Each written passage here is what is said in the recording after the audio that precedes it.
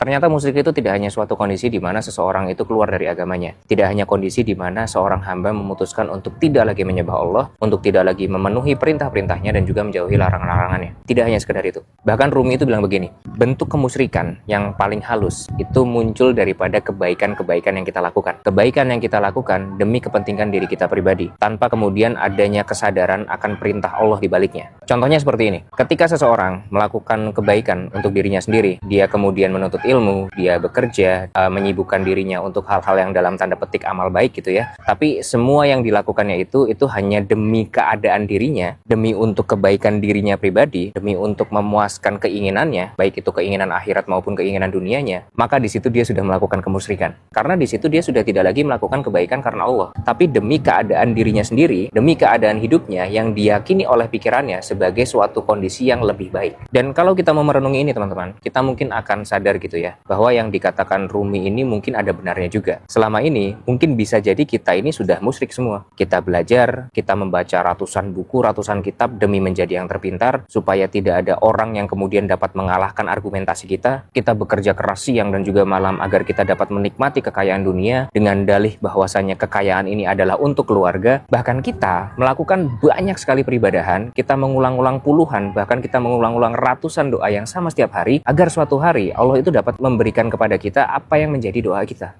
Loh, tapi bukannya Allah memang memerintahkan kepada kita untuk menuntut ilmu? Bukannya Allah memang memerintahkan kepada kita untuk berbuat baik? Dan bukannya Allah itu juga berjanji kepada kita bahwa apabila kita berdoa kepadanya, niscaya akan Dia perkenankan? Itu semua benar, itu semua tepat. Tapi, kapan kita akan menyadari bahwa sesungguhnya sholatku, ibadahku, hidupku, dan juga matiku hanya untuk Allah Tuhan semesta alam? Karena pada satu titik teman-teman, kita akan sampai kepada kesadaran bahwasanya semua ilmu yang kita dapatkan, semua harta yang kita peroleh, dan juga semua doa-doa yang Allah perkenankan, semua itu hanyalah kepingan puzzle yang harus kita susun agar kemudian menjadi jalan untuk kita bisa kembali pulang kepada Allah.